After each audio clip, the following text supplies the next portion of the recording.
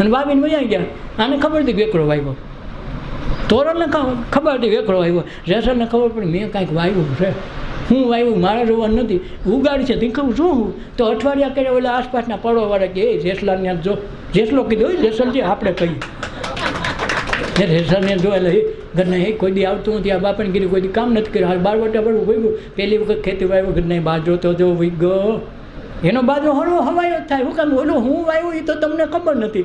આણે એના કર્મના બીજ તોડીને સત્સંગ વાવ્યો, ધ્યાન વાવ્યું ને ગુરુના આશીષ વાવ્યા એટલે બાજરાઓ થઈ જાય વેકરમાંથી. હવે તમારે આશીષ તો વાવવા નથી, કદવા લઈ જાવી. હાર હવે એના દોષ ગોતી લે કે નરસિંહ મહેતાના દોષ જોયા, જલારામના દોષ જોયા, દોષ જોવા નવરા થયા નહીં એટલે કોઈ દી વસ્તુ મળી નહીં.